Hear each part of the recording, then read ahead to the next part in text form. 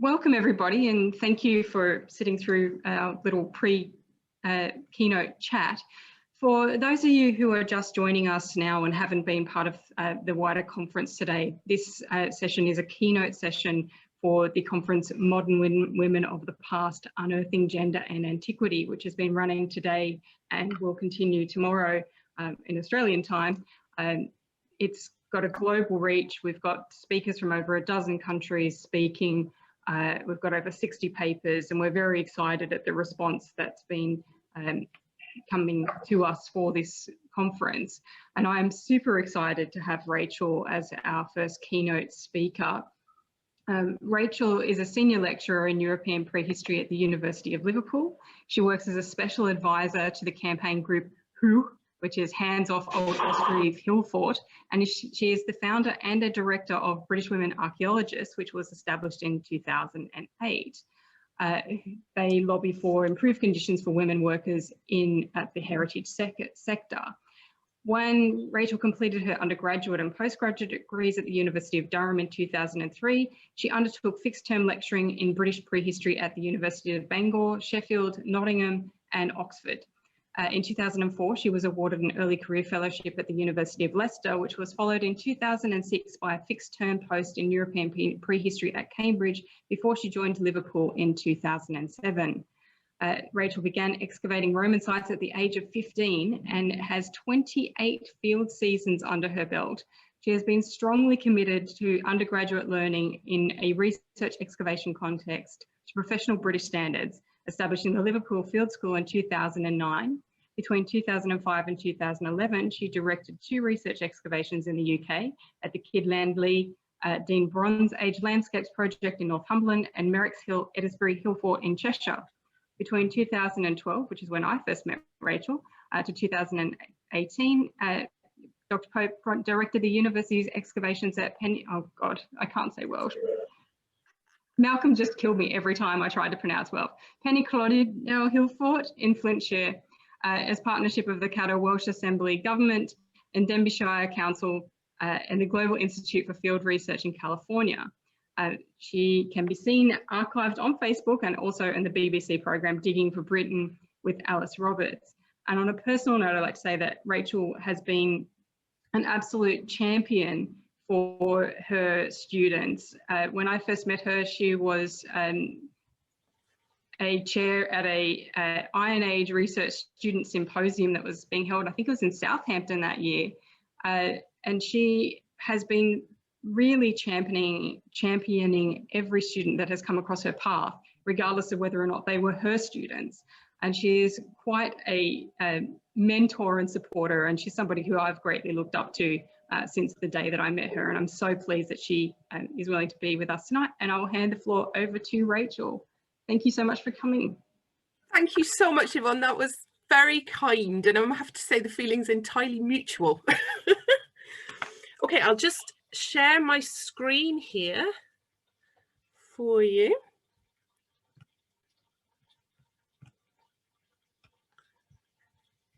Three, two, one.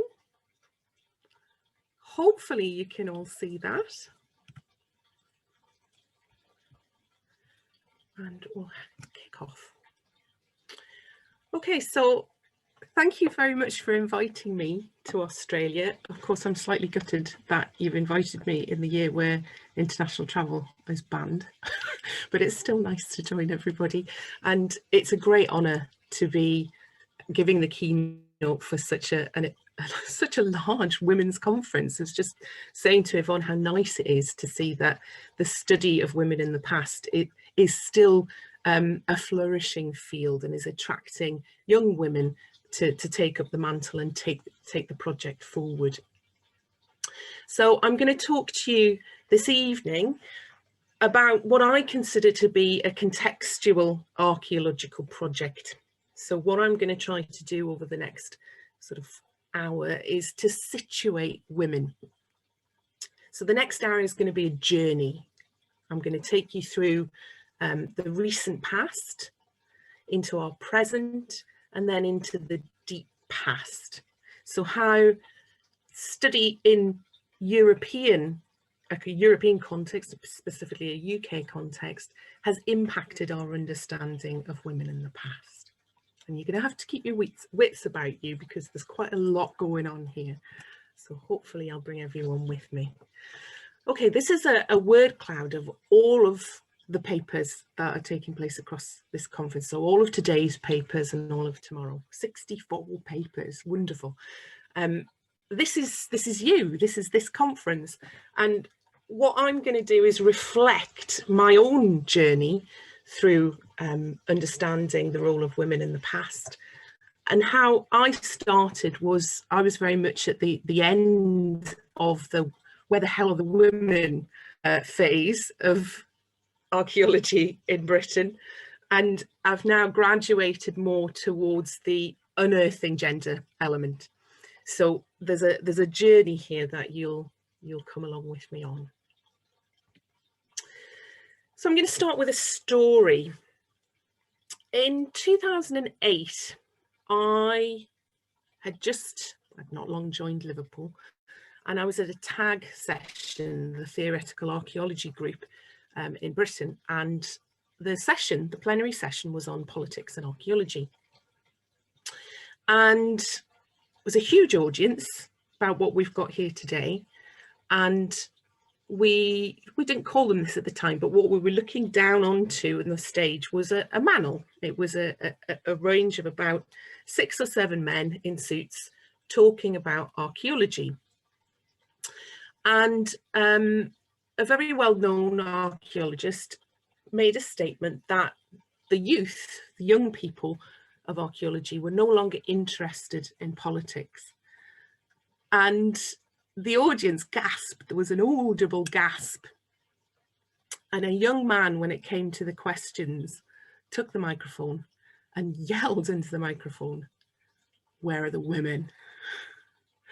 And the audience completely, erupted. And this sort of struck me, this incredible, vision of these men sitting at the front saying that the young people were not interested in politics, and there was no need for an understanding of politics in archaeology now. So that I sort of took that up as a bit of a project. Where are the women? Why, when I was an undergraduate, did I only have 2 or 3 female lecturers? Where the hell are they? And this is a question that I put to my first year students now, and ask them how many female archaeology professors there were, or they think there were, in 1998. So this is when I had finished my master's degree. There were precisely 2 female archaeology professors in Britain in 1998. Doesn't seem very many, really. So I started to investigate this, and I realised that our first battles were about access. It's about providing access for women. And in the 19th century, we were very focused on providing access to higher education. We wanted women educated.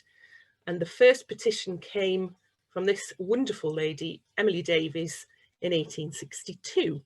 And it was a long battle.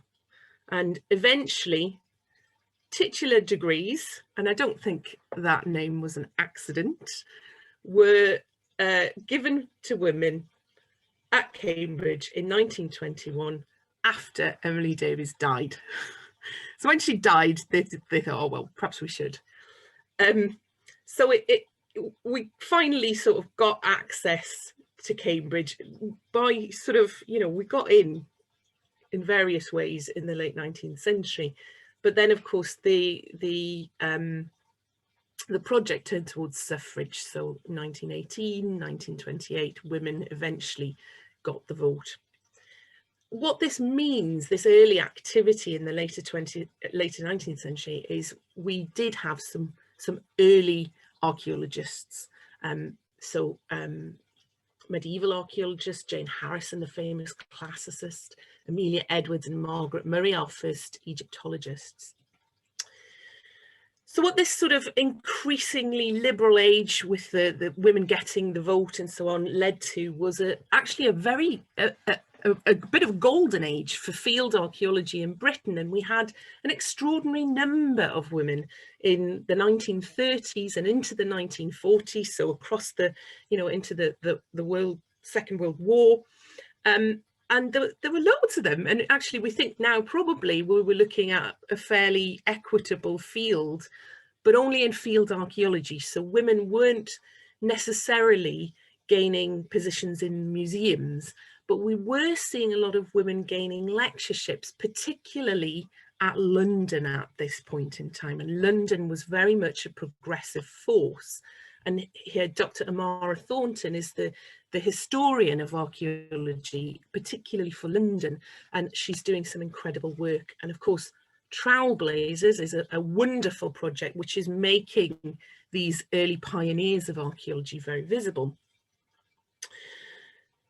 So where did they go? What happened? Why did I only have 2 female professors as a master's student in Britain? Where did all these women go?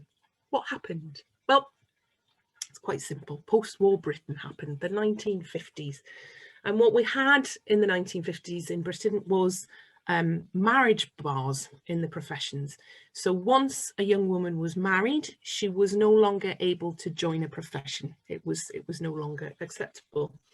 And that wouldn't necessarily be so much of a problem until we find out that by 1960, 1 in 4 young women were married as a teenager. So not very many women were gaining access to the professions. And as soon as they were married, which of course was culturally, you know, the thing to do, we would have to see them leave. And this was happening at a time of professionalization. So this was the post-war mood when we were apparently turning towards increasingly professional disciplines. Of course, whether you believe that to be the case or not is a matter of opinion for me. This is something that Joan Thirsk identified, an agrarian historian, which was the effective barring of women out of disciplines who had been there in the early 20th century. Now in 2006, I sat in the audience of another Manor in Cambridge, and I heard Colin Renfrew talk about this period as being one of democratization of the field. And yet again, I'm bemused because obviously I'm sitting in front of another Manor, and obviously it wasn't a period of democratization for women, because we had a situation in the 1930s where we had 50-50 representation in the field, to a situation in the 1990s where we've only got the 2 professors.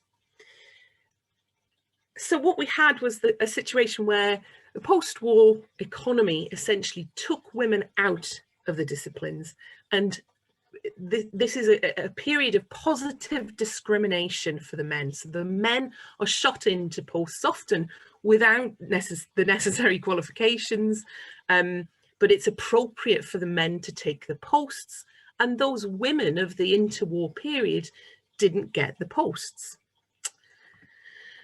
So this is the writing of women out. And if any of you have seen the new Netflix film, The Dig, which is about the excavations at Sutton Hoo in the late 1930s, we see that process of writing women out of history in process. And what we had was Edith Pretty, who was 55 at the time of Sutton Hoo, was played by an actress 20 years her junior. The wonderful Peggy Piggott, who was 27, was played as young and clumsy, and Stuart Piggott, who was just 2 years her senior, was portrayed as a sort of, you know, elder professor to the young girl, and it really was quite distasteful. And Mercy Lack and Barbara Wagstaff, who were the Sutton Hoo photographers, were actually replaced entirely by a fictional male character. So we had a situation here where 2 of the women were retained but infantilized and de-skilled, and 2 of the women of Sutton Hoo were actually just removed and replaced by another man. So what we see here is this writing out process at work, and this is it's a symbiosis with great man history. So in order to heroise the character of Basil Brown, we had to infantilise or de-skill or erase the women. It's a symbiotic process where we write great man history. It necessitates writing out or de-skilling or not mentioning the women. So that's how it happens, and this is what it has resulted in. So this is a snapshot of the professoriate in 2007.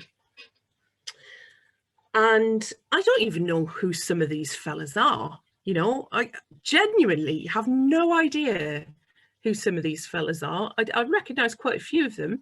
Some of them, they can't even be bothered to get a clear portrait shot for their websites at this point. You know, just crazy. And here were the female professors by 2007. So this is when I become a lecturer and a full-time job, 2007, and there were 19 archaeology professors who were female, just 13%. Better than 2, for sure. We updated this research in 2016, and we found that we now had 25 female professors. So in 9 years, we had 6 more. It's not even 1 a year. And only 4 of them had children, and all of them are white. And in fact, amongst the fellas in 2007, only 1 man of colour was represented here. So this is what I inherited, what we inherited, my generation. So in 2008, myself and a wonderful woman, a prehistorian called Dr. Anne Tether, we had lots of conversations in pubs about what the hell is going on in British archaeology. And we decided to set up a lobby group, essentially, called British Women Archaeologists. And our first sort of job was to work out that process, why we only had this small percentage of professors. And we found that actually we, as a discipline, were above the national average, 4% above the national average. And we began to try to work out the process, and we found that what we're dealing with it's not necessarily about women not being in the profession at this point. It's about women not being promoted within the profession. So you can see here the gendering of promotion. And this is from a colleague of mine, Fiona Hobden at Liverpool, where in 2011, you can see that the younger members of staff were gendered female, and the promoted staff here, senior lecturer and professor, were at that time all men. And you can see it here too. This is nationally. We've got the junior ones pretty much equal here at that point. But as we progress through time, the men are in the promoted positions. And of course, we can say, well, that's just an artifact of, you know, it's generational, it'll pass. But it doesn't. It doesn't, because the lads that I was working with, I did my, I was educated with, are now professors. And I'm very pleased for them. I'm really pleased for them. But, you know, I'm now part of the process that I was studying, and I'm watching it happen. I'm watching the young men progress past me in terms of their promotion, which is great fun. More recently, Anne and I have realised that, you know, the people in the wider sector need more help than in academia. So we're constantly transitioning BWA. And what we've realised in 2013, the stats were showing that actually we were heading for equal access to British archaeology for the sexes. And that, you know, that's great. So we've reached that kind of access point. But when we break down the data, what we find is that there are disparities across the field. So we've got more women in museums and local government, and in the field, we're still seeing smaller numbers of women in the contract sector. When we break that data down by age as well, a 5-year gap here between 2003, 2008, what we're seeing is lots of young women entering the field, but then they've gone, or they're leaving by the time they're 30s. There's this idea of women leaving the field again. And we're not seeing it improve across a 5-year span. So again, this isn't generational, this is endemic. What we are seeing is that older women tend to be in support roles, and this is something that we'll see elsewhere too. So what are the mechanisms that are not helpful to women in the profession? Firstly, of course, parenting.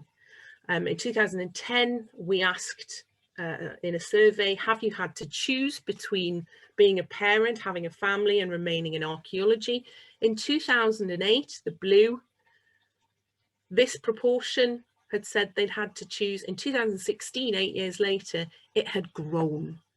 So more women were saying that they had had to choose between their career and having kids.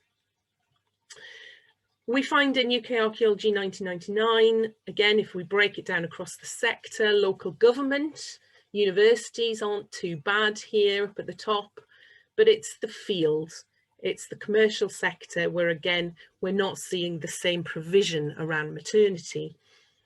And 1999 to 2013, this is the proportion of employers answering no, don't know, or not applicable on the question of maternity leave. And you can see here that in the 1990s, it wasn't terribly bad, but it's actually growing. So we can see here that across the early 20th century, it's been actually not particularly good, especially in the contract sector for young women.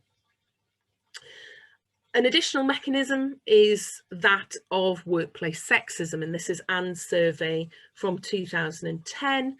We found that 1 in 2 had experienced workplace sexism, and we're settling at the 1 in 3 mark here about overhearing comments that women are too weak or emotionally unstable for the workplace. Fabulous comments we were hearing about. And of course now Clancy et al. 2014 in +1, again that figure of 1 in 3 regularly or frequently hear inappropriate comments in the field. So we've got a problem. We've got lots of problems actually. Parenting, sexism, promotion. These are what we're talking about. Now, when we look at women of colour and archaeology in Britain, the situation's even worse. So we're still talking about access here. Oh, hang on, it's moving on forwards. So in the professoriate, we've got representative proportions at face value, but again, when we drill down on the data, we have only got, and this is 2015, 17 Black women professors in the whole of the UK. And when we break it down, we see that men of colour are actually overrepresented, and this might be to do with the high proportion of people of colour within our National Health Service. But we're seeing that within that data, we've got to pull it out, that Black men are not well represented. That white women are actually 43% represented at this point. So white women are gaining access at this point to the professoriate. But down at the bottom here, women of colour are only 10% represented, and Black women are only 7% represented. So we're still talking about that provisional concept of access for women of colour. And we see here in the unemployment data collated recently by Nadine White, that Black women are 3 times more likely to be unemployed in Britain than white women. And when we move it to archaeology, I mean, it's absolutely pitiful. So this is 2003, 2008. 2008, we're looking at 1% access to archaeology as an archaeologist for people of colour. And it's not because people of colour aren't interested, okay? Because we do find people of colour, again, in the support roles, and they're almost gaining access at representational levels as unpaid volunteers. Of course they are. So we have a problem we have a real problem in British archaeology. And we perpetuate it in our teaching. This is the work of the wonderful Colleen Morgan at York University, who analysed the introductory reading lists and found that, yes, we're replicating a white male discipline in our reading lists. So we have to undo this work. But in the last week, there's been this debate happening online about whether this is decolonization. You know, is changing our reading lists decolonization? Of course it isn't. We can't decolonize the institutions of white patriarchy by moving things around on reading lists. We're talking about structures where Black women are still not gaining access. So white women being in power is not our goal. White women are almost at the point of representation. What we need to turn our attention to is facilitating, amplifying marginalized experiences so that they too are on that track towards representation. So white middle class women now need to be working for women of colour, working for working class women, and for women of marginalised genders. We need to change these structures for everybody. And that's where we are now. BWA is now part of an umbrella group of different groups that have come to the fore over the last probably about 5 years, where we're seeing groups grow outside of institutional structures because people aren't feeling represented. These groups don't happen because we all need a hobby. They happen because we're not being represented in institutional structures. So BWA is actually changing, and we are setting up now as an NGO, and our objective now is actually to fund the activism, because we've tried lobbying the Institute for Chartered Archaeologists over the last 10 years. It doesn't work. They're really not interested in an equality agenda above and beyond funding you know, small projects. So we're going to now remove that need, that asking institutions for help, and we're now going to actually try and fund the activism where it lies. That's the plan as we move forward. All right, so pretty dismal still, but there's hope. Things are changing, and they will continue to change as long as we're all aware that the battle hasn't been won. The battle is ongoing, and it shifts from higher education to the vote, to access, to progression, to parenting. It's constantly shifting, and it's an ongoing project, and we all need to be aware of that and be prepared to pick up the baton where we find it and take it forwards even further. All right, so we know that the discipline has been problematic for women and remains problematic for women of colour. So why is this relevant to our understandings of the past? Well, unfortunately, it's because a patriarchal field only went and created a patriarchal past.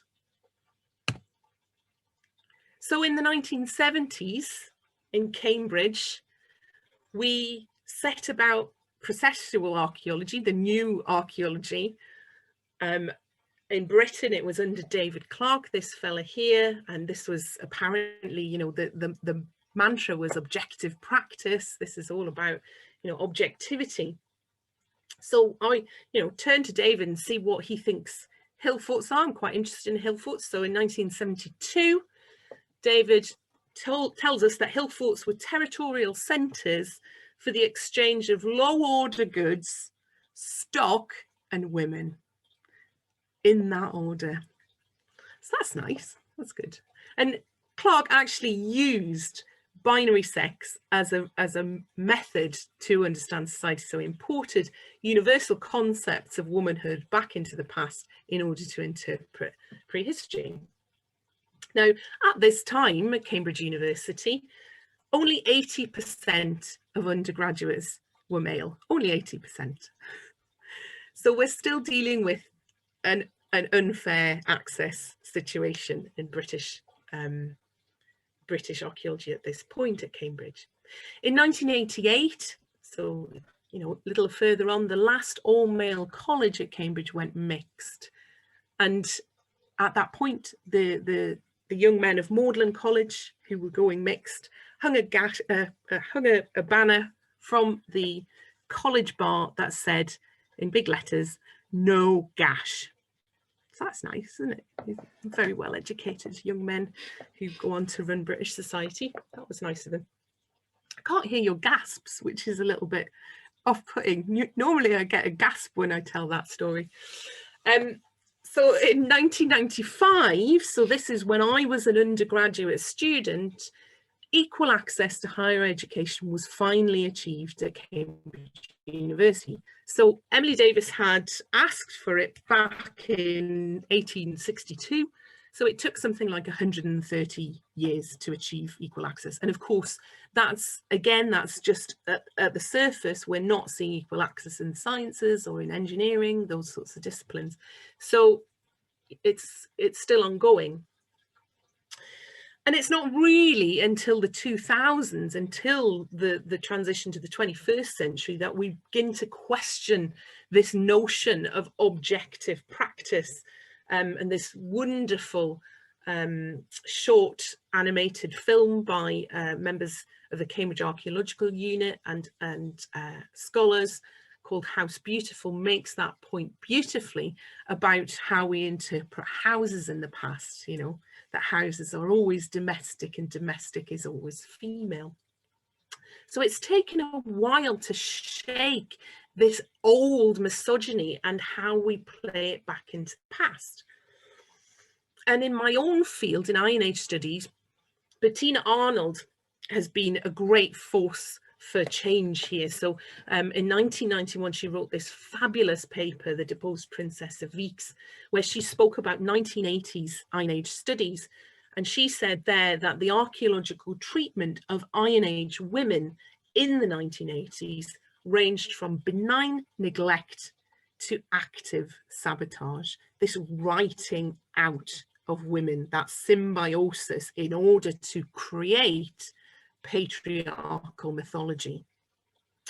And she found a situation where any high status female burials that were found with gold talks, so a symbol of authority in the past, we think, weapons or drinking horns, were interpreted as male transvesticism, because there was no way that 1980s scholars could get their heads around the idea of women drinking or women fighting or women being in positions of authority. So Stuttgart Bad Cannstatt, which had a feminine assemblage, typically feminine assemblage, but with spears, was interpreted as a transvestite priest, which is extraordinary. And I don't know what we call this, potentially we talk about now the binary bind around gender. This is, for me, maybe the patriarchal bind. It's hard to find words for this, really, to be honest. We've also got this incredible, so this is 1980s in Britain. This is about a La Tène cemetery in Switzerland. This is what Peter Hinton says, 1986. 90.9% of the very rich graves are those with female burials. At first, this seems to indicate that women had a higher status than men. At this point, we have to abandon the assumption that wealth is always equivalent to status. We can't hold with that now, because the alternative is to postulate a matriarchal society for which there is no ethnographical or historical parallel, he asserts confidently. An alternative interpretation of this phenomenon is that the woman is being used to display her husband's wealth, that she is a symbol of his status, that a richly ornamented woman is a status symbol for a man. Thanks, Peter. And Peter is Chief Executive of the Chartered Institute for Archaeologists and has been that for an extraordinarily long time. So it's good to know that these sorts of ideas, who are perfectly happy with the idea of high status equals authority when it relates to men, but when we see high status amongst female graves, we have to completely abandon our founding principles because it can't possibly be the same. Ooh. Got to watch my heart rate. And then this textbook, this core textbook from 2005 that I still point my students to. This is Simon James's Understanding of Iron Age Society from the texts. And you can see the women here sort of indelibly linked to small children. They're there, the women are there, but they've always got a child sort of attached to them. We see they're often in reconstruction drawings too, the women are kind of hovering near the doorway with a child sort of trying to drag them back into the house. You know, it's quite entertaining really. But the reason I pick this up in particular is because Simon talks about how when we find talks with men, they symbolize rank and status, nobility and power. But when we find talks with women, strangely, that has shifted and it symbolises marital or maternal status. Interesting logic here. Simon talks about Weeks, how common it really was for women to hold supreme political power in their own right is open to question. Well, that's good to know. It's good to know that it's open to question. And on Boudica, which I'm sure Yvonne will enjoy, Simon tells us that her leadership may have been symbolic. So that's also very helpful, that we understand that there are these routes out, these ways that we can explain away female authority in the past. In fact, Weeks was the richest burial in Iron Age Europe. The crater in her grave wasn't only the greatest example in Iron Age Western Europe, it was the greatest example that's ever been found in the whole of the Mediterranean world. This woman was powerful. Now we struggle with this. We really have struggled with this, and we've sexed this grave, and we've sexed it until we really can't deny that, yes, she is female. Chris Newsom in 2002 suggested that because she had some problems with an eye socket and a bit of a waddling gait, that she must actually be a ritualist, because obviously that might explain this odd, you know, why on earth would a woman have these symbols of power and authority? She must have been a ritualist. Luckily, the wonderful Henri Daudet came back and said, actually, these health problems aren't that problematic. This woman is not. She can't be claimed as a ritualist on this basis. Oh, I'm getting angry.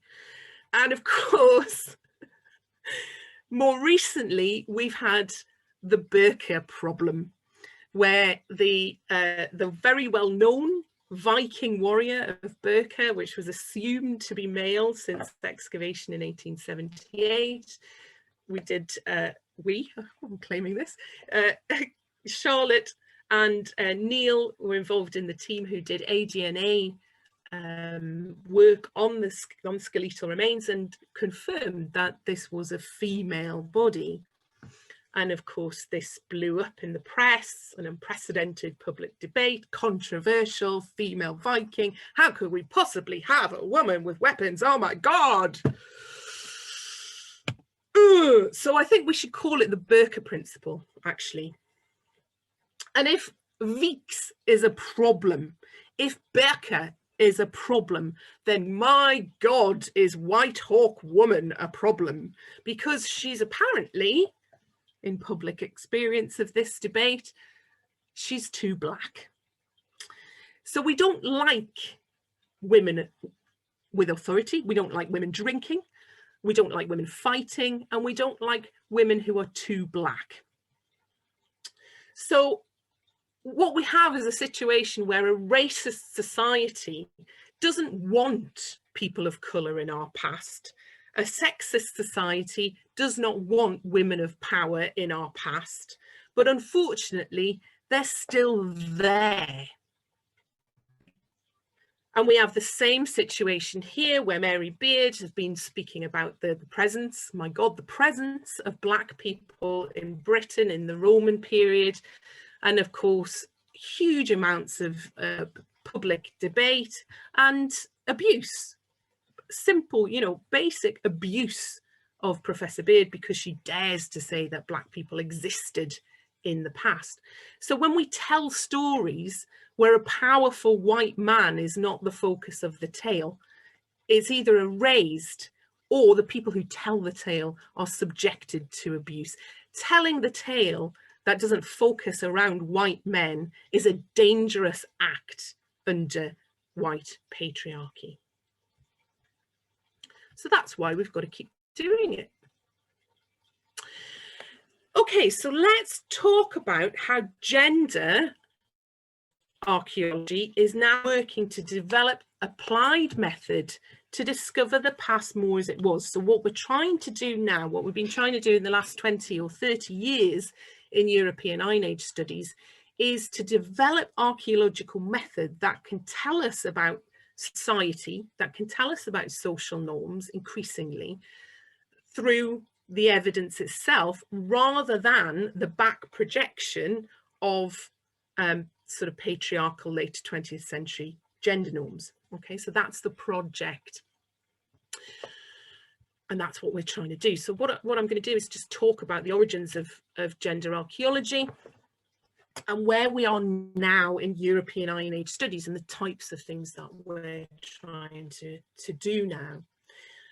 So gender archaeology began, it was born out of the 1970s women's lib movement. I'm slightly cautious about this now because obviously I'm becoming aware that there are little snippets of things in work in the 1970s. Nora Chadwick, for instance, is talking about it, and we have anthropologists thinking about these things in the 1930s, but in archaeology, it doesn't really hit critical mass until the 1980s through the work of some just wonderful women, Joan Garrow, Meg Conkey, you know, still foundational texts that everybody has to read and get to grips with.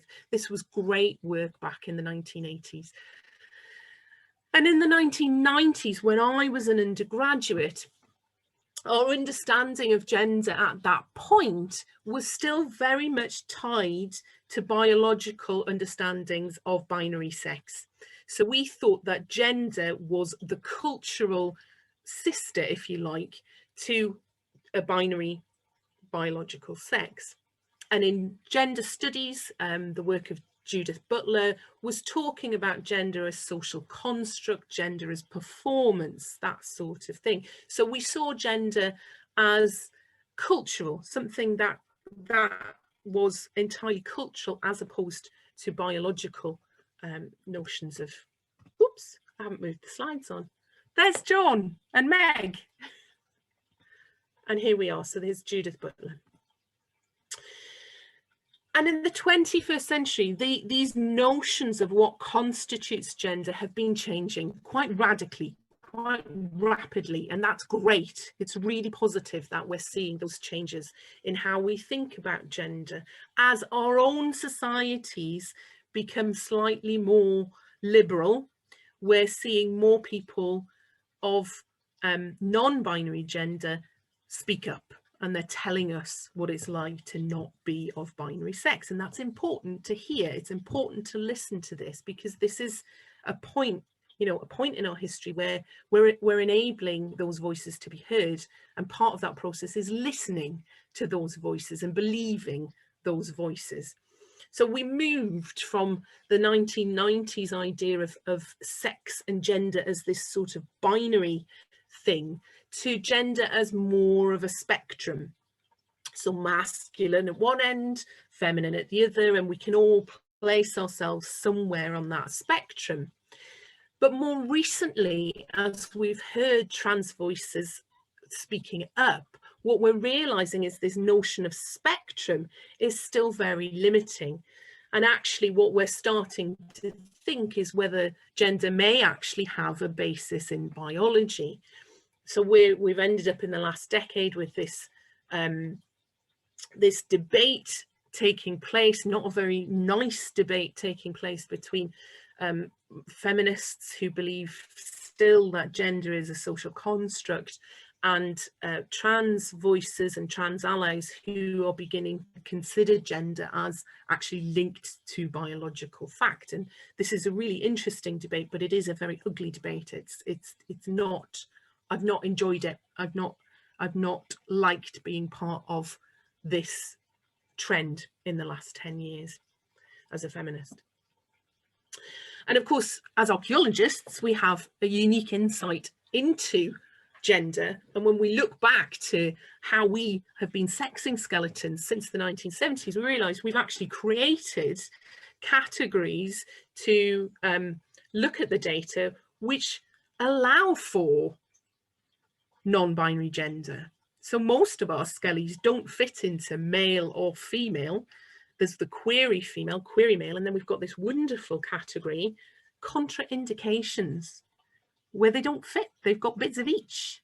And of course, what is that telling us? So this is just a sketch that I put together where I think we can begin to move beyond this idea of spectrum into something more 3D, more fluid, where perhaps we're beginning to understand the linkages between biological sex, gender, and sexuality. And I think this is really where we should keep our focus, is on the science around gender as things move forward. And of course, recognizing that gender is also fluid across a lifetime. You know, there are times in my life where I've worn not frilly, no, I've never worn frilly tops. Have I? No, but I do shift over time. I've had, you know, very short, very masculine hair. At times I've had very long hair, and how I dress changes. And it does shift, you know, gender does shift for some individuals across time, and how women feel post menopause is very different to their gender before. And these ideas of age and gender are also particularly important and particularly helpful. So in Iron Age studies, what have we been doing? Well, the first work that sort of began to use ideas of sex and gender as a way into the data was the seriation work of the fabulous Roy Hodgson, who is still alive, and who doesn't really get the credit for what he did here. So at the famous cemetery of Hallstatt, he attempted to rank assemblages according to seriated assemblages, so associations of masculine with masculine, feminine with feminine, and then rank them according to social status. So he was finding in this that status, whatever status means, gendered status, there was no gender to this. We had the same proportion of masculine assemblages with very high status. We had the same proportion of feminine assemblages with very high status, whatever that status means. More recently, work by Caroline Tremont in France, and my own work too, has begun to recognize that where we can attempt to gender these assemblages, we see that things shift over time. So we see, in particular, in the early Iron Age period, we have a very high proportion of female wealth. So what Hinton saw in Switzerland isn't unique. Weeks is not unique. This is an entire period in some regions where we see these traditions. And as early as 1972, Pauli and Milson in France, French scholars recognize that in the early Iron Age, the social systems are representing what they consider to be matrifocal, matrilineal traditions, and working out which it is the next stage. So we're seeing high status women in the archaeology. We're also finding high status women in the texts. I think what's important to recognize is that we've kind of blamed the texts unfairly, or actually what we've inherited is a later 20th century reading of the texts and a Victorian reading of the texts. But if we go back to those texts now with slightly more equitable eyes, what we're seeing is actually some pretty outstanding information about women in past societies. So the women are absolutely there. We've got Celtic women as jurors, 26 notes on outstanding women.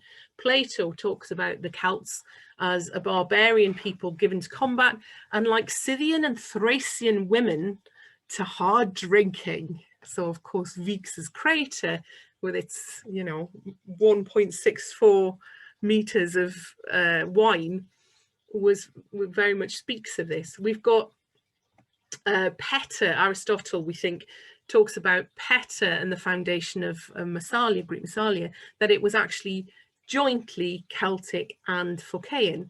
It's just that we've written Peta out of that, and we are constantly referred to Massalia as Greek. We've got Dido and Carthage. We've got this fantastic Tractatus, which is not very well known, but if you get hold of Guerra 1997, there's 14 tales of early Iron Age women intelligent and courageous in warfare. Strabo talks about ritual women on an island at the mouth of the Loire who sail to the mainland for intercourse and then sail back, and then every so often they have a re-roofing ritual of the temple, and somebody dies.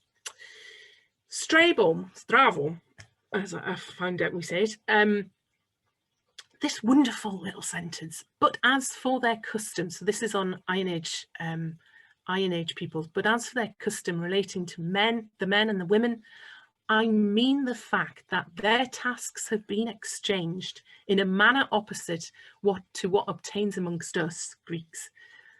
It is one which they share in common with many other barbarian peoples. And I think that's a great story there. And then, of course, we've got Caesar on British polyandry, which has been often interpreted as men with several partners. Actually, it's referring to women with several partners. So the information is there. We've just got to peel off these lenses of androcentric interpretation around the texts and revisit them, look at them again with new eyes. Now that we've got access to the classics, we should be reading them. What we realise is that we've got regional gender structures. So we're not seeing one type of Iron Age society that fits all, that these are distinctly regional social structures. And we're also picking up gendered behaviours. So in Austria, we're starting to see gendered task distribution. We find the men are picking the salt in the mine, the women who had greater bicep development than the men, love that, they were carrying the salt out. We're finding gendered clusters in the cemeteries. People are buried according to their sex and gender. We're seeing the absence of men in these cemeteries. The men are doing one, they're off. We see associations, Hodson found associations between women and ritual figurines.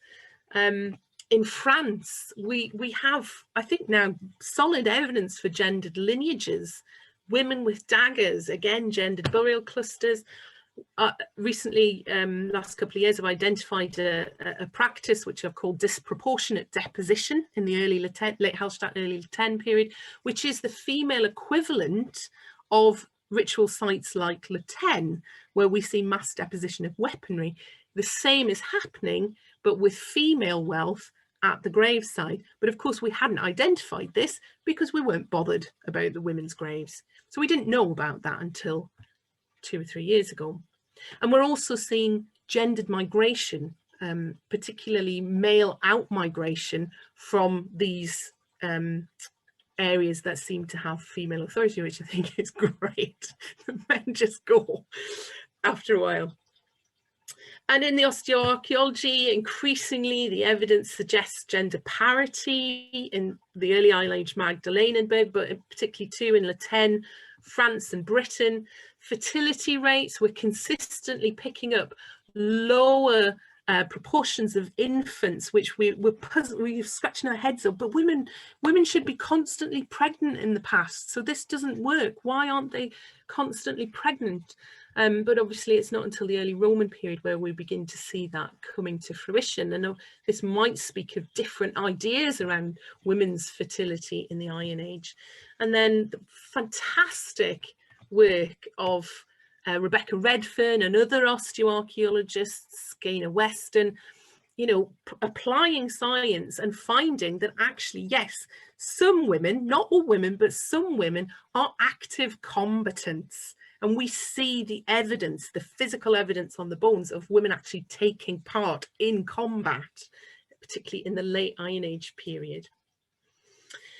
And finally, we see alternative genders. So Stefan Burmeister's work in Germany, again using computer techniques and seriation to try and work out if we do in fact have binary principles in society. And what Burmeister's work finds is no, we don't. 10 to 15% of these assemblages in early Iron Age Germany have masculine and feminine material culture markers. So we have individuals like Neuhausen or Eck, which has a stereotypically feminine assemblage with a dagger and 2 spears, or obviously again Stuttgart Bad Cannstatt. And I think we're now reaching a point where osteology is actually taking us forward, and we're beginning to recognize that quite a lot of our skeletons do not have binary signatures.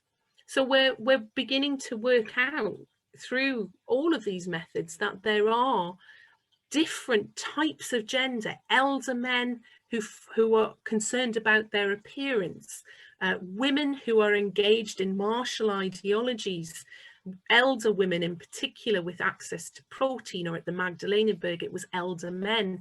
Mel Giles's brilliant work around the martial identity of young men. So we're starting to peel apart alternative genders. And that's just some examples really of what we can do and how we're feeling our way now around gender archaeology. So to conclude, what do we need to do? We need to write our disciplinary histories. We need to document and understand the ascientific reasoning of the later 20th century. This is an important part of our history, and we need to understand why it happened. We need to be, all of us, all the time, every day, signal boosting and facilitating women of colour until the point where we have access and representation on an equal basis. We need to build new method around past gender. And lastly, and this is my hat tip to David Clarke, we need to remain as objective as possible. So what I'd like all of you to do, all of you fabulous people at this conference, is to take the mainstream. We're no longer at a point where we should be working beyond the mainstream. We're doing the good archaeology. We need to take the mainstream now. And there's just a few places where I've been investigating this, how we do this work. Thank you very much indeed.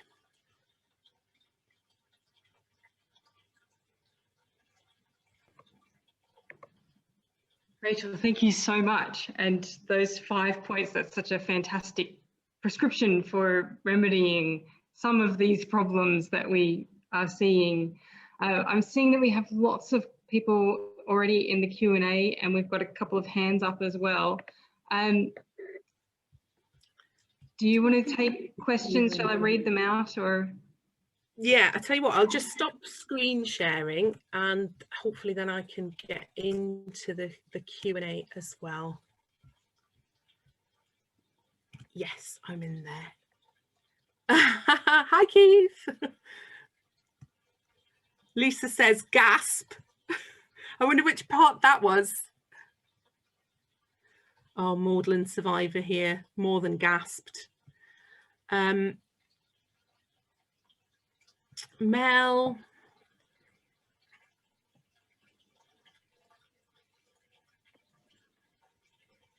that's a thank you.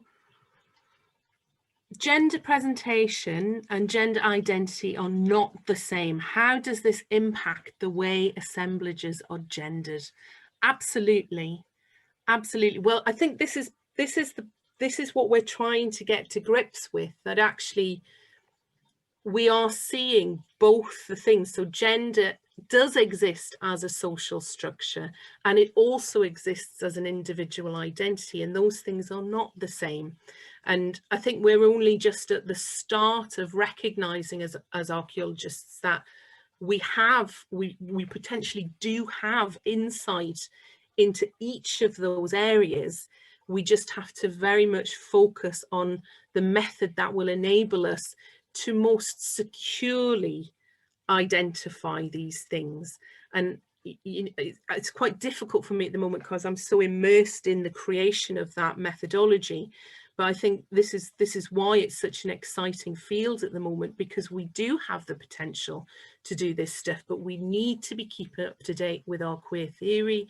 We need to be thinking about how, you know, we need increasingly contextual work, the work of Mel Giles in particular, where, you know, we're looking at the scale of the grave. My own work is much more thinking about systems, but Mel's work, where we have contextual study and we're asking questions about whether these items are worn on the body, whether they're placed in the grave by mourners, whether they're heirloom items, all these sorts of very contextual, very much based on contextual detail, are fundamental, I think, and we need to be working at the two levels at the same time.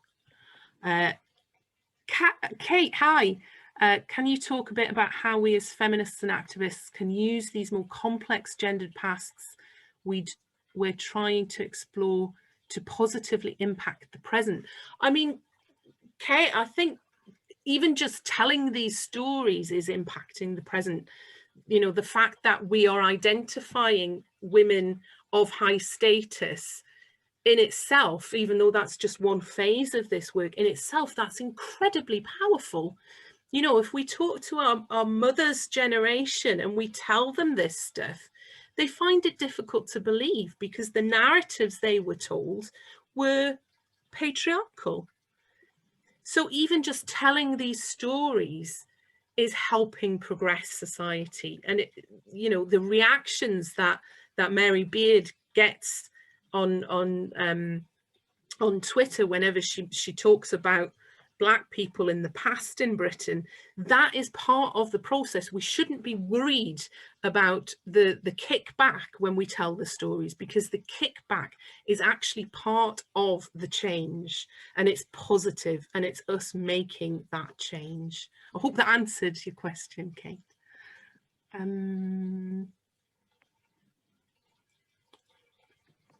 Thank you for the talk. When examining skeletons, what does the DNA tell you about sex? Well, I'm not an ADNA expert, unfortunately, but I do know people who are, and as I understand it, this is a developing area in its own right. So sexing via DNA analysis, I think we're at the point now where we're even thinking we can sex cremations.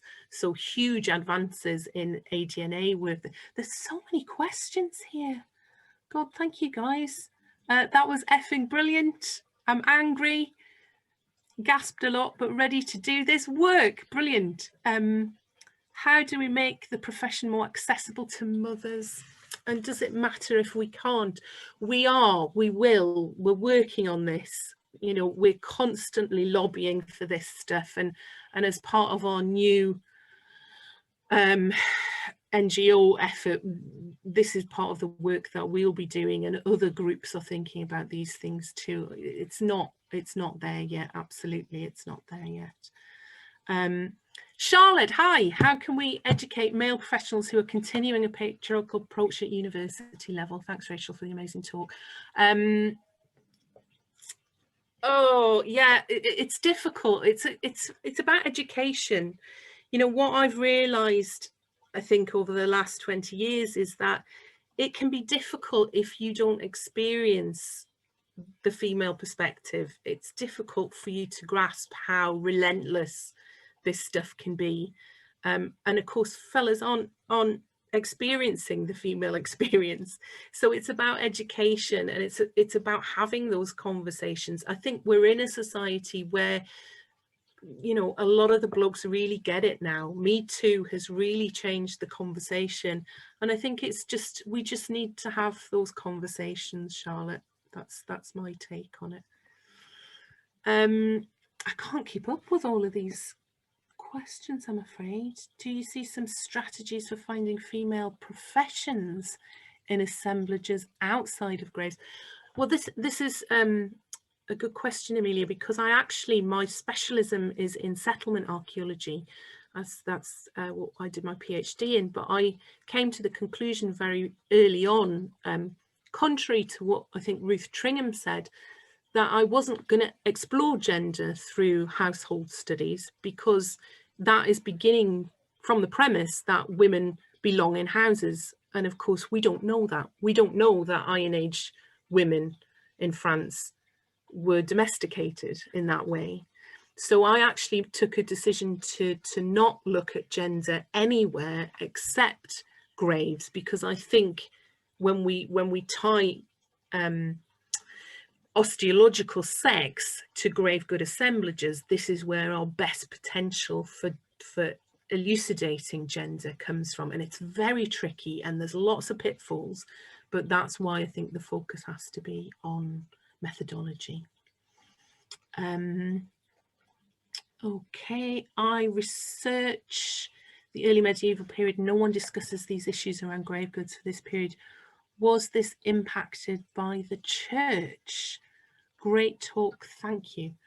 Yeah, I'm not really sure. There's been really good work in the early medieval period. Go and look for Sam Lucy. Her work on this period is fantastic stuff. She was one of my lecturers at Durham. She was brilliant, still is brilliant. I don't know why I'm using past tense there.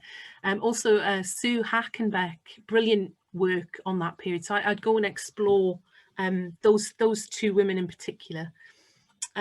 Caris Phillips, hi Rachel. Why would the presence of a deformed eye socket and modelling gait in a female skull suggest she must have been a ritual if she is associated with objects symbolising power? Is this to suggest that a woman who was not beautiful could only achieve power in this way? Nailed it, Caris. Nailed it.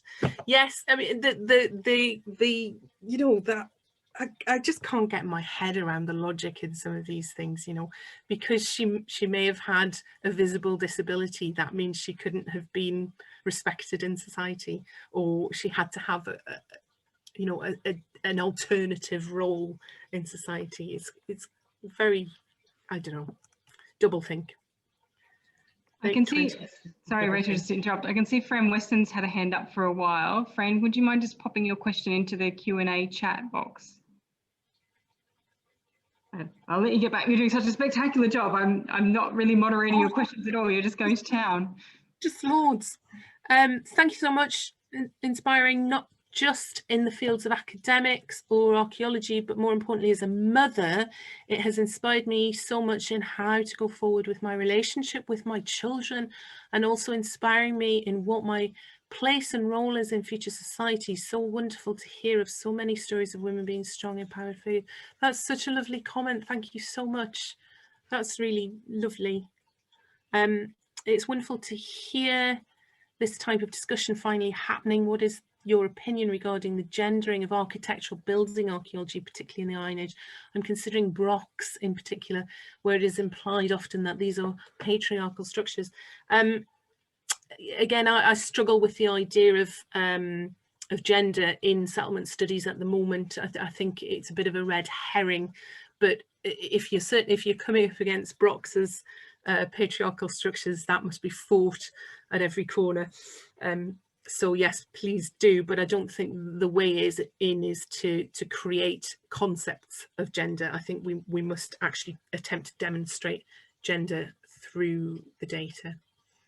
Chloe Oliver, thank you for this presentation. I've also found that this is an issue in other scientific sectors, including paleontology, which is what I'm studying. So it's nice to see a change in how women are represented in the subject, especially with the increasing limelight on figures such as Mary Anning. Well, yeah, absolutely. And we're looking forward to the new film on Mary Anning and hoping that it doesn't do a Sutton Hoo in the same way that they did around Peggy Piggott. Fingers crossed that Mary Anning gets her correct story. As a young female archaeologist and as an osteologist specialising in Iron Age Britain and Europe, it means a lot having people like you, Rebecca Redfern and Mel Giles, as mentors and colleagues. Thank you, Emma. That's Emma Tollefson then, who's doing lovely work out of Manchester. I'm just glad we've got such a good community. I'm a student at UNE and was told, this is Flinks, I was told this week that the average archaeological student there is 45 woman with 3 kids.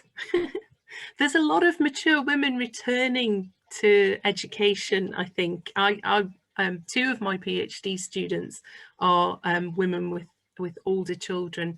So yes, I think we're now at a point where women are returning to perhaps what they wanted to do originally. It's a good thing to see. Peter. Hi, Peter. Brilliant lecture, Rachel. I knew things were bad, but I didn't realise it was as bad as this. Yes, sorry, the data's there, but nobody else looked at it really. Glad to see you talking about burials. I am battling sexist interpretations of Bronze Age Greek burials, but it's an uphill struggle. Isn't it funny, not funny, that men never question the interpretation of rich male burials with weapons, but go to enormous lengths to explain away rich. Yes, I mean, that for me is the crux of this, Peter, is the double think, that we're perfectly happy to see grave wealth as status and power for men, but when it comes to women, we have to find all these incredible routes out of that explanation because it makes us so uncomfortable. And that's what we have to change is, you know, it's perfectly possible that grave wealth does not equate to authority and power. That's absolutely possible. But we can't take one interpretation forward for one sex and one interpretation forward for another. It's got to be across the board. That just makes good sense. What are some good ways undergraduate students might be able to push for education in these areas at their unis? Get a society together. We've got a student society at our uni, and there's one at Edinburgh have just asked, and they're having women's panels where they're talking about the women's experience of archaeology. And obviously, of course, what we want to know is what it's like for the younger generation. We want to know what it's like for young women of colour at the moment. So these are the voices that we need to be amplifying. But start a group, get a few like-minded students together and start talking about it and finding out what you can do to help. Katie, thank you. Could you speak to the relative balance between grassroots movement and change initiated corporately to affect the improvements we need in the discipline? Absolutely, Katie. I mean, this is what myself and Anne Tether have been battling against over the last few years in particular, where, you know, we have the data, we don't need any more data. We have the people who are interested in creating the change, and we've got a new generation coming through who want to take on that baton, but we're not seeing the appropriate amount of movement in the institutional groups. And that can't continue. We have to see that change, particularly around parenting and around access for people of colour. These are things that we can't pretend aren't a problem for us. So my plea is for all of us to lobby the institutions, but also to get on board with our new NGO, get on board with REACH, and we'll do it. You know, we'll do it. We're tired of asking, really. It's time we just got on and did it. Thank you, Bruce. Thank you, Amelia. Thank you, Kate. Can you speak a bit about the disparities in funding archaeological projects, especially with respect to recent huge ERC grants going to old white men who continue to perpetuate patriarchal myths of the Metal Ages? It's so depressing. It's so depressing. It really upsets me actually that we're still seeing the money go to this sort of narrative, because this means we've got to deal with it for another decade or two. You know, it means that it's going to implant itself a little bit further, a little bit more, and it means we have to keep kicking it back. And it's going to be a while, I suppose, until the money starts going to women and to young men who are not trying to influence the narrative in that way. Kat, do you think the emphasis on status and high status graves risks erasing the experiences of the majority who were not buried in that way? Absolutely, Kat. And there are archaeological studies that look at the whole cemetery and who are thinking about it in this way. My own work has been attempting to focus on the bits that are going to show the most information. So I've had to look at the high status stuff because that gives the information on contact with the Mediterranean and that sort of stuff. And it's been necessary because the previous narrative is at the scale of the whole of Europe. So personally, I'd love to do the beautiful sort of grave-based contextual work, but at the moment, I don't see that changing the narrative quickly enough. So I'm afraid I've had to select the data that I feel will change the narrative, if that makes sense, personally. But there's brilliant work being done at the cemetery level too. So we've just got to work at tandem. Can I really answer all of these? Katie Moran, this has made me feel so thoughtful about the women I'm researching, camp followers in the Napoleonic era. That's great. More comment than question. Remember sitting as a feminine presenting woman in a facial reconstruction class. Oh, I've lost that. Being told that brow ridges are a definitive male skeletal marker when I have a brow ridge so large it casts shadows. I'm primarily a zoologist and physical sex is as much of a spectrum as gender. Thank you so much for the great talk. Yes, absolutely, Missy. I think this is, you know, all of these fields are developing so rapidly, and I think the more we learn about biological sex, the more we realize that it's not binary. Biological sex is not binary, and then obviously how that relates to gender and obviously how that then relates to sexuality are all questions that we're all asking, I think. Great talk. I'm currently a person of colour female undergraduate. How do I confront and educate sexist and racist comments without being scared to ruin my reputation by being classed as a radical, sensitive anarchist? Come on, we should be striving to be radical. It's a great question. Oh gosh, I keep losing it. Oh, it's gone. Yeah, this question of how do you highlight these issues without putting your own self at risk, especially as a junior colleague? You know, it's particularly difficult for people without tenure to raise awareness about things. Personally, I've always just done it. So I'm from a working class background and I'm a northern British woman, which means I find it impossible to keep my mouth shut. So my advice personally is just to do it, just to absolutely do it, and worry about the consequences later.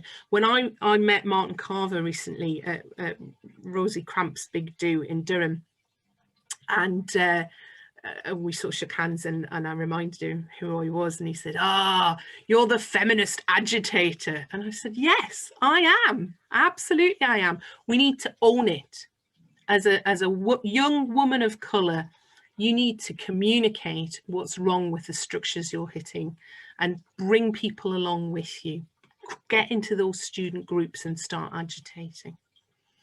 How can we communicate? At this point, Rachel, sorry, and just ask people to wrap up the questions and leave you to answer the ones that are there, but to ask to post no more, just so that we don't end up staying here for the entire day. No, I know, it's ridiculous. questions. It's just so fantastic. But I think that at some point Zoom is actually just going to boot us out because we only booked for so long. Oh, that's absolutely. I'm trying to scan them to see if there's any big ones. As a cis white man, I often feel that I'm best just keeping quiet and leaving a space open for others to speak instead of putting my voice out there. Opposed to that is the idea that I should use my privilege to speak up for these issues. What are your thoughts on this? How do we use our voices without just shaping the narrative around ourselves again? I think this is a really thoughtful question. And I think I often think how difficult it must be as an educated white man in the current times when we're hearing alternative voices. And I think the men who I admire most are those who have learned how to sit back and allow women and people of colour to speak, and then who facilitate. And I think how I described my understanding of what a white woman's role now is as facilitating more marginalised voices, I would say that would be the same model for men, white men at the moment. Such an important, it's interesting to see how it changes between each talk you give. Oh, thank you, Emily. Takes me back. So thanks so much. Really looking forward to Cesa's Women's Panel now. That's one of my students. Thank you so much, Rachel. We are inspired. We need to get data for the Australasian scene. Australasian women in ancient world studies is planning to do this. Yes, absolutely. And make sure that you're centering Indigenous voices. You know, I think just in my own experience, we've transitioned from a place where in our youth, we certainly weren't in a position of power, and we were very much knocking down structures every time we hit them and moving the ceiling. But I think the question is, you know, we're in the house, we're in the house pushing the ceiling. The question is, who's not getting in the door still? Who's not getting in the door, and who's stuck in the basement? And we've got to make sure that as white women, we are actually making sure we bring everybody else with us, and that includes trans women, it includes women of colour. You know, it's not enough for us just to knock down the structures. We've got to rebuild the structures in a way that includes other marginalised voices. Do you think we account for female masculinity, male femininity enough? Is it definitely important to consider non-binary trans identities in the past? But how can we tell the difference between these? Thanks for the talk, super interesting. Yes, I don't know.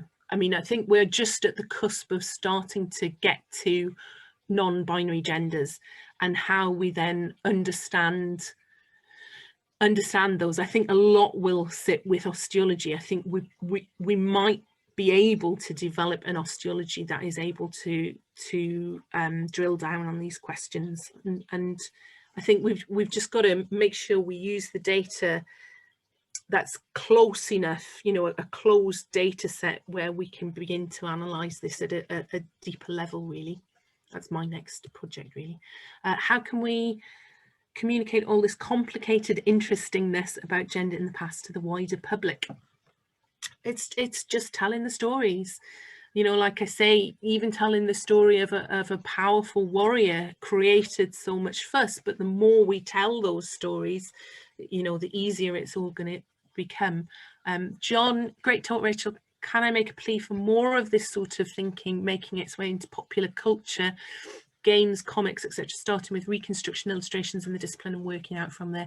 Yes, absolutely. And you know, I think some of the work that we're seeing now around Neanderthal reconstructions in particular is pushing the boundaries, which is great. But yes, you know, the reconstruction drawings are still the man there with his sword and the woman hovering by the house doorway. So we need to stop that.